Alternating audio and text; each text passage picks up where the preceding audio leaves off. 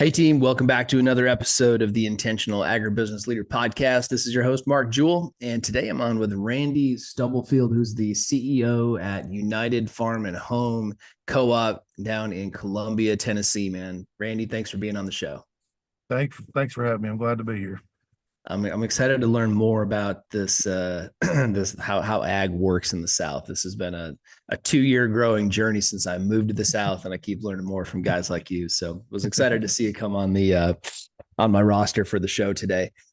Randy, first question everybody gets, man. What does it mean for you to be intentional? I think it has a lot to be show the passion in what you do and how you treat people, and making sure that your focus is on doing the right things. So when I say intentional, I think of my employees, my customers, and making sure that we're doing all we can do to be the best we can be. So that's kind Good of how stuff. I feel about it. Yeah, good stuff. I like it. I like it. Well, tell us a little bit about you and your background, where you're from and how you got into this role. Yeah, I'm a local Tennessee boy. I was raised in Sumner County. Went to school at Middle Tennessee State University, which is right there in Murfreesboro, Tennessee. Met my wife there.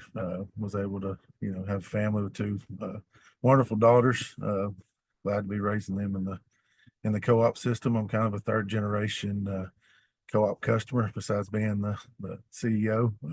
So I grew up going to the co-op with my dad and my granddad. So I guess you could say I've come right up through keeping the heritage for the Tennessee co-op system alive. At least I feel that way. Sounds So like it. I'm it's I've been working in my new role since February of 21, CEO. Before that, I managed Williamson Farmers Co-op, which is in Franklin, Tennessee, um, which is just south of Nashville. So very lucky to be right there stationed in Middle Tennessee. Really, really good farmers, and a really good employee base as well. So Wow, real cool, man. Very cool. Well, congrats on the success and getting to move up the ladder here, being the CEO. What's been the most challenging part about taking on that CEO role in the last 3 years? the hard part is uh, getting on everybody on the same page, and getting me being a leader. I feel like I want my employees to know who I am and what I stand for, and also understand that the growers we work for, being a cooperative, they're the ones that own us. So making sure that culture of co-op stays strong is really a big part of my job. And letting them know that I care about what they do every day, and our farmers care about what they do every day. It makes them feel whole as an employee, and it makes them very passionate, just like I am, about taking care of our growers. Yeah. I mean, you've got a lot of people on your roster there. What works for you guys in the talent attraction and retention department these days? The being open and honest and communicating well, I think is what we try to do the best at. One of the managers of previous co-op kind of taught me that your communication flow has to go all the way through the company to get total buy-in. So we really strive on trying to make sure when we communicate with our employees, from location managers to agronomists to livestock specialists, they're all getting what they need and what direction we're all pulling. So it's very important, the communication. The other thing that we're focusing on is trying to find like-minded employees. It is getting tougher with urban sprawl there in Middle Tennessee, but having that ag background or growing up on a farm or visiting your granddad's farm when you were younger, those people naturally have a tie to agriculture. And that's what we try to do. If you get those ones that are passionate about agriculture, you got a better chance of retaining them. We get very creative on rewarding our employees, and I think it's kind of the new way of taking care of people. It's not all about money nowadays. It's about making them show that you care about them and that they've got self-worth within the company. And that goes a long way, especially with this younger generation. I know a lot of people struggle on managing the younger generation. They have different wants and desires than even myself, and you just got to have to adapt to what keeps them locked in and really um, working hard for the company. It's another thing is a recruiting tool back in high school FFA, 4-H, which we're huge supporters of, are a big pipeline feeding into our company. So I make sure if I can get in front of the kids when they're younger, they know who co-op is. And that way, when they graduate or when they get out of college, I get their resume first. So I think that's also a very important part of retaining help, is making sure you're tying it all together. Yeah. Can you give us an example of like a creative strategy or a creative type of compensation or something that's worked, like you mentioned with that, maybe that younger generation? Yeah, I'll just kind of, something we started doing right out of the gate after we merged was we had, drivers are some of the hardest people, especially during COVID. You got to think this merger went through during COVID. So February 20 of 21, we went live. Drivers are tough to come by, right? So what we realized is that, a lot of times they don't feel as appreciative as our other employees. So we, we started giving them, we did a driver appreciation day, um, gave them some gifts that are really nice, stuff they could use in their trucks that they drive for us, and just a full day of telling them how much our growers, letting the growers talk, letting us talk about how much we couldn't take care of our farmers without all the work they put in. I mean, especially this time of year, as you know, in the South, corn's being planted, the fertilized trucks are rolling, and those guys are who all of our growers are counting on. So the stuff's got to keep moving as quick as possible. We push pretty hard. So as soon as we Mhm. get through that heavy season, we go right into rewarding them and telling them how much we appreciate them. Because realistically, my job is a lot easier if those guys do a good job, and they do. I'm proud of my team all the way up from top to bottom, and I think that's what we strive on, is we don't leave anybody out. Our location managers, our top tier management, they get a lot of education, they get a lot of praise. But a lot of times us business leaders, we forget about the people that are really pulling the weight. And so my focus a lot of times on making sure, rewarding the drivers, the guys and the mechanics, the stuff that the the people, that are doing the work that nobody gets to see. The farmers a lot of times don't see how much it goes into getting their products when they need them. So I have to make sure we support those, and that's also the hardest roles to hire right now. The manual labor side, you know, I'll get a stack of college applications every May during graduation, but those type of employees are looking for a certain type of job. The skills trade is the one that we really struggle with hiring and maintaining. And a lot of our workforce is aging, of course, which is a problem. Yeah. Well, I mean, just a little bit of appreciation goes a long ways, right? To go back to your example for your truck drivers. I mean, just here, we had a whole day dedicated to truck drivers. Let's let these guys know how important the job is, and know that their input and their work does not go unnoticed. That's very intentional. I like it. Good stuff, man. Man, I would imagine, I mean, you've had a merger, and then you probably have a bunch of independent sort of minded locations based on maybe they're different counties or different areas that have sort of come together over the years to form one company, right? So from a culture perspective, how do you get your hands around that? Yeah, it's tough, especially since these five co-ops all competed for, years, for 76, 77 years. So, Yeah. um, I think a lot of it, like we talked about early on, we were smart about mixing all the different locations, the people, whether even, like I said, with drivers or location managers or even our key personnel, making sure they spend time outside of the work, as far as with trainings and as we tied the merger together, they knew what was going on and we had them in rooms together. I actually Mm. took that from the East Tennessee merger. Two of those managers kind of told me what helped them, and I was able to replicate that over when we did ours. It made a big difference. That way, when we actually merged, the relationships were already beginning to be built. Now, as well as me, that long of competitiveness, that first year, we really had to hone in, and senior staff and senior leadership had to be on the same page because it was going to be tested, and it was. And now I'll just tell you, we've got a great bunch that all work together. They don't worry about who's selling this or who's not selling this. As long as the customer gets taken care of, they know that's my main focus. I want, my location managers were focused. I met with these staff. It was, you take care of the customers, you take care of our employees, everything else, is going to be easy. So We've kind of had that mentality and been able to be successful at being on the same team. I'm a past football guy, so it's real simple for me. It's like building a team together and getting Yeah. them working together and pulling the same way. So that was my strength. I played sports from the time I was 5 years old. So I kind of use that mentality when I put my team together and get everybody pulling the same direction. Cool. Good for you, man. Good for you. Well, it sounds like you got your head around it, and it's certainly an unenviable task for any of us to be pulling all those different people, all those, I mean, just decades and decades of, competitive nature and things like that. So it sounds like you've done a good job, like mixing it up, making people work across different locations, get to know each other, bringing that team together. So cool. Good job with Yeah, that.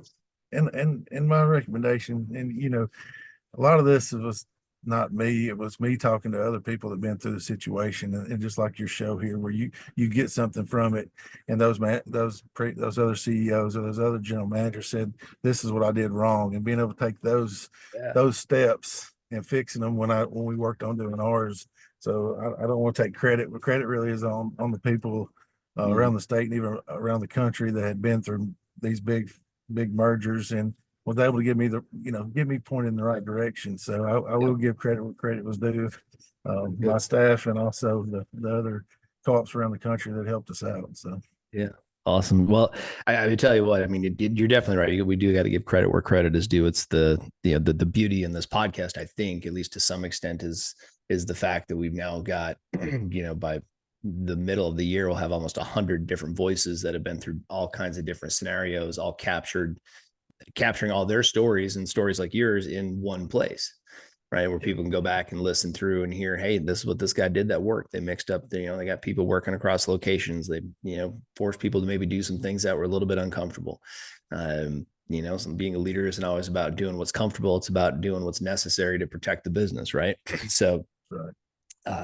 anyway, it's our hope is that this is becoming a repository, right? Just like those conversations that you've been having with so many people that advised you on, hey, here's what I did that worked, and here's what I did that didn't work. Do more of this, do less of that. And until now, I mean, there's not a lot of great warehouses that have captured all these thoughts in one place. So Right. that's one of the things we're trying to create for people and say, hey, share it, give this away, and give them. I mean, this is free. Go give this advice to other people if you're hearing anything and hear a value for sure. But you do got to take a little bit of credit there, Randy. I mean, like it's at some point somebody had to take all that information, discern it, and make a decision. And that's the tough part about being a leader. Is at some point you got to pick a strategy and go, right. Yep, that's correct. That's correct. Mm-hmm. And it was definitely getting after all five of us getting out of the safety zone of and that's what you talked about, kind of stepping out on that limb and trusting each other. And a lot of times, that's what supporting your employees or your employees trusting senior management or myself making the right decisions. So it all works hand in hand. Yes, sir. Well, let's talk a little bit more about you. What's been one of the biggest challenges that you've had to overcome as a leader? Right. The biggest challenge has been my age, at least early on, and is because I was kind of looked at as a young leader in the Tennessee farmer system, and so um, the a lot of the senior managers around the state really supported me, but there was others, of course, that worked in the location I worked at. That was really tough for them to accept me as a 20-something-year-old, manager. So I was the Mm-hmm. youngest in the state of Tennessee at one time. So that was a challenge. But I think treat people with respect. Over time, they realize that you're honest and you're truthful, and they'll back you. And those guys and women are some of the best proponents for me right now today, because they know, it just took a while to kind of. I'm not just a young college kid coming in here to tell you what to do. It's more about I'm willing to help you be a better employee, and we're going to do that. We're going to grow together. So that was the hardest thing, is when you're younger, and this is you think you probably know more than you do at the time, Mm-hmm. but at the same time, there's give and take there, to where when the board's telling you something you have to do, you've got to pass that information on to employees that's been there a long time. So I'd say that was my biggest challenge, at least early in my career. Mm-hmm. Um, it gets easier as you've proven that you can make the right decisions and people start believing in you, and it makes it a lot easier. But early on, that age thing was Yeah. tough to overcome. So Yeah, man, I can totally relate. Totally. I was 31 when I launched this company, and now I'm 42. And of course, at every stage of the game, I thought I've had it figured out, which leaves me to wonder now. Now, the big difference between then and now is now I'm smart enough to know that even though it feels good and I feel like I know it, I probably don't. And when I'm 52, I'm going to know something I didn't. exactly, we all Right. learn something every day. That's what I tell everybody. I said, you know, every day, there's something new. And I worked behind a manager at Williamson County, Larry Dale, that had managed that co-op for 43 years. And that's what he Uh-huh. told me. He said, Randy, if you ever think you're going to figure it out, you're wrong. He said, Yeah. right when you think everything is, hitting at the right rhythm, you'll wake up tomorrow and everything will change. So he said, you just be on your toes and be ready to face adversity. And that's kind of what I've always tried to do is stay positive. I'm an early morning guy. I wake up early. I firmly believe if you start the day off right and you're in a positive note, it relays into a positive day. So that's like I told you, I had a bunch of good role models coming through the system and even growing up in life. So I'm glad to take some of what I've learned from those people in my life and transform it into what I'm doing today. Mm-hmm. Good for you, man. All right. Well, if that's been one of the biggest challenges, what's been the biggest win then? I mean, the biggest win was putting this merger together when everybody looked at us and said, there's no way you're going to put 5 co-ops together in the state of Tennessee. It's just you're going to end up with 2, maybe 3 at the most. So it's a Mm-hmm. big win and a big. I brag on, like I said, that the people that worked on this merger are still working for me today. So you understand, we had a super good staff putting everything together and proving people that if you get a group of people working together, you can accomplish about anything. So Mm-hmm. that's been a big win for me. And a big win has been able to, like you said, retain the employees, the key employees. A lot of times when you talk about mergers or acquisitions, you're always going to have your employees get a little nervous. So we focused on making sure that they stayed with us through the process. And that's Mm-hmm. really the win, was to be able to retain those key employees that we needed Yeah. to make this thing succeed. So Yeah. I'd say that's my proud moment is taking care of those people that now, of course, are taking care of me and making my life a lot better. Yeah. Well, that's not a common story, man. So good for you. I mean, a lot of people go through these things and it's not as good on the flip side. So good for you. Good for you.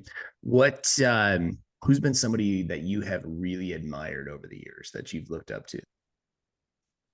Yeah, I've had so many people touch my life, from my grandparents to, I grew up working with my uncle at a very young age.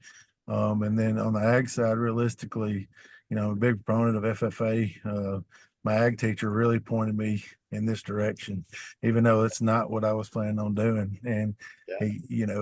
he's retired now, and we eat dinner every year for Christmas. We bring a bunch of us FFA guys and ladies back together and kind of support him. He was such a huge role model for a bunch of us. There was 3 of us that competed nationally. One of them's a radiologist, one of them's a doctor, and I'm working at co-op. But Yeah. just a strong, influential person. He meant a lot to us growing up. And like I said, of the 3, you probably would have, when I was in high school, you would have thought I wouldn't have been the one to win ag. I probably would have been the doctor. But he kept encouraging me. He's like, "You've got this. This is your passion. You just don't know it yet." So, Yeah. That's and awesome. it is. I mean, Good for him. so he pushed me to be an ag major, and so Yeah. kind of give credit to him. And like I said, he touched so many generations of kids. And so I said, I'm passionate about 4-H and FFA because they're building tomorrow's leaders. They're building mine and any of our future Future employees. So employees. Absolutely. that's right. So I know I've said it multiple times, but that's why I'm so passionate, is because I'm one of those kids that grew up and trying to be a voice for ag in society today. So Yeah. Awesome. I love it. I think you and I are in the same boat. I wouldn't be here if I hadn't stumbled into the freshman ag class back in the fall of 1996. yeah, I mean, it just sort of wound up there. And what it did for me, man, is I got to go to my first CDE ever was a poultry judging, and I didn't know anything about. I mean, I raised chickens when I was like, we had chickens on the farm and everything, but we didn't have a traditional farm, so I didn't know a lot about it. Anyway, got to go to this thing, but what did it for me actually is we went to the contest. We got done. I was there with my friend Brent. I don't remember who the other teammates were, but I was there with my friend Brent. And my ag teacher's wife actually had to drive us because he couldn't get a sub last minute. So he had to stay back. So she subbed in and drove us to the contest. And while we were there, she gave us permission to go like across the street and down 2 blocks to Taco Bell alone. And we felt like kings, right? Because we are freshmen in high school. We're 25 miles away in the neighboring town, and we got permission, to go to this, to go get our own lunch and take care of, whatever. And it was just like, it was that freedom that FFA gave me, that we came back from that, like or my ag teacher's name was Mr. Eulenkamp. We're like, Mr. U, when's the next one? What else can we do? And awesome. I ended up in the ag sales contest, and awesome. That would be a trip to the state convention because we got second place in our region, so we got to go compete at the state convention. And then I got that brought me to the University of Minnesota. I grew up in Minnesota, and from there it was like lights out. Like, I know I'm going to school here. And FFA just brought me through little by little. So it's good stuff, man. It's such a big impact, and we're still big supporters. One of my favorite things to do is to buy FFA jackets through the Blue Jackets Bright Futures program. It's one of my gives every year. Is just buy 10 kids a year an FFA jacket. And I know that was a big financial stretch for our family when I was a kid. My mom was writing a check for mine, so I like to do that. Good. What any books or podcasts or resources that you recommend for folks? The last book I read was called Feed Your Life by Brad Shue, which is it's a good read. Kind of talks, it talks about kind of somewhat fictional story, talking about running a feed store. So Brad's a guy that I knew from Purina, and so so it's a good book, and I was proud when we put it out, and I enjoyed it, and I bought it for several people in my organization, and they seemed to enjoy it. So I guess that was the last. Like I said, I'm more of a podcast guy than books right now, just because how busy we are. But I try to catch up in the slower times of the year, and he's got a good sense of humor that passes through his book, and that's what I guess that's what I enjoy about it. So I'm gonna take a look at that. I didn't know that Brad wrote a book. That's awesome. Yeah. Cool. Well, any particular podcasts or anything? Of course, the Intentional Agribusiness Leader podcast, everybody should be listening to. But if you're hearing this, you're already doing it. So exactly. I primarily listen to, like you said, like ag, and it's always it's important for me just to try to figure out what's going on this time of year. As we don't have as much time to catch up on everything, but this is I've been listening to you, and that's been primarily a couple of other shows that probably more political than we want to talk about on a show like this. But I like to keep up with what's going on in the world, and it's I think it's important, and I try to be an advocate for agriculture. So anytime that I can get on a podcast, or I can talk to people about what agriculture means to myself, I try to make sure I jump out there and put a good name out there for us. You bet. Awesome. I love it, man. Well, what do you do to keep your energy up, keep your productivity maximized? You got a lot on your plate. You got a lot of people to take care of. You got a lot of locations to take care of, a lot of customers. So how do you keep your energy up and keep your productivity high? I've learned over the past 2 years to make sure I'm spending more time with my family. They my 2 daughters, Ann and Hallie, really energize myself to spend more time with them, to be around them more, because as working on a major merger like that takes a lot of time and effort. So I've had a new focus on trying to make sure I spend more family time, and that's been it's been a boost of energy. Just younger girls always want to do something, whether it's me taking them somewhere, the park or something, or also, my youngest one likes to cheerlead and stuff like that. So just being involved, keeping me busy outside of work, gives me energy to go to work and make sure that I'm doing what I can for them.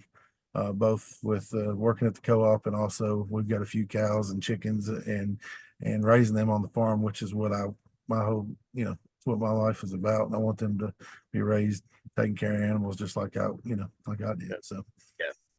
Good for you, man. I like it. How old are your girls? one turns 12 today. Okay. So, and my oldest one is she's 13, so fixing to be Okay. 14. So they're pretty close in age. They are getting at the age now, as you know, where daddy is not as important, but I'm trying to make sure I'm there. Yeah. Letting them know that I'm still, hey, I know you're gonna be driving in a couple of years, but your dad's gonna always protect you. So Yeah. Yeah. Yeah. I was just talking with one of my employees about this. He's got two girls as well. My girls are 16 and 14. And what's kind of funny, right? I mean, they're at that independent age, especially my 16-year-old. She still texts me every day and we talk every day, and even when we don't see each other. But my 14-year-old, much more independent, right? Like, I don't know, it's like pulling teeth to get a conversation going. She just has her own way. She's got her own style, but she's also my athlete. She's on a club volleyball team, and recently took her to Salt Lake City for a national tournament. And we were there for 5 days. And I feel like it was kind of frustrating, right? Because I feel like we only had like maybe 3 halfways decent conversations. Because what do you talk to a 14-year-old girl about who's just like in it? She's focused, man. Like, she's focused. She's taking care of it. She wants to play Division I volleyball. She knows where she wants to play it, and she's after it. And man, cut her loose, like remove the roadblocks, let her go, let her buck, let her get after it if that's what she wants to do, right? But you're also trying to still be relevant. yep. And it's tough, right, at that age. But spending, sometimes just spending 5 days, like we did together on the road, a lot of Oh hotels, yeah.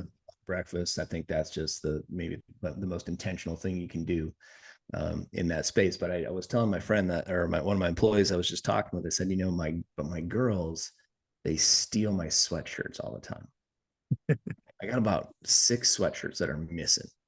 And they go to their mom's house every other week, right? And they come to my house every other week. And I said what I think what it is, because it's not like my sweatshirts are like the trendiest, coolest thing out Yeah. there, right? Like, some of these things are from college.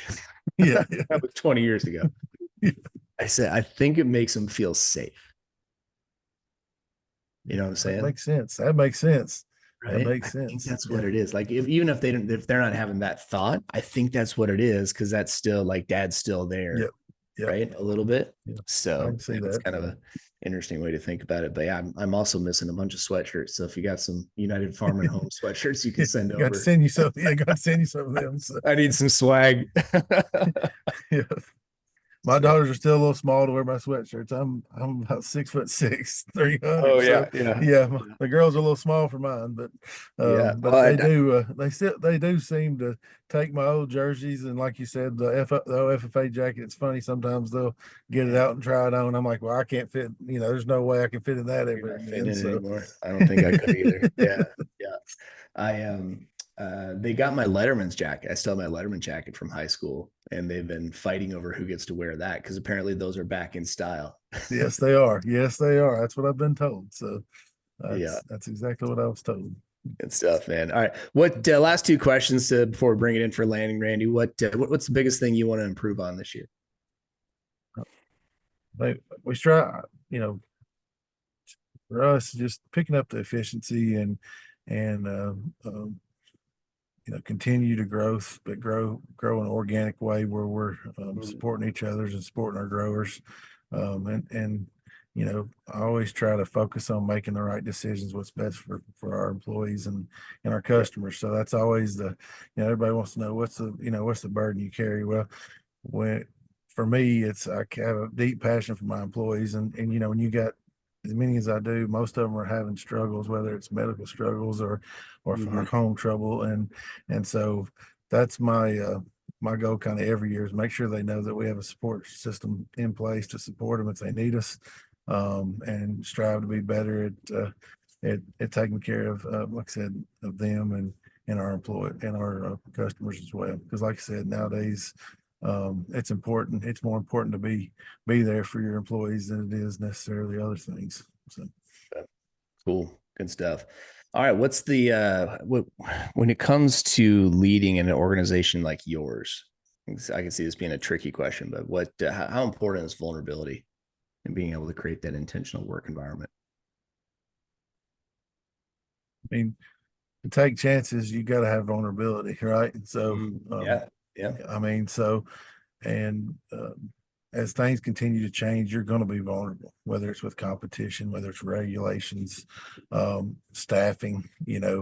There's always you're going to be vulnerable if if you make a decision, and it's not exactly what everybody, what's popular at the time. You're opening yourself up, but I think if you stay the course and like we talked about early on, communicating everything through, the vulnerability shrinks.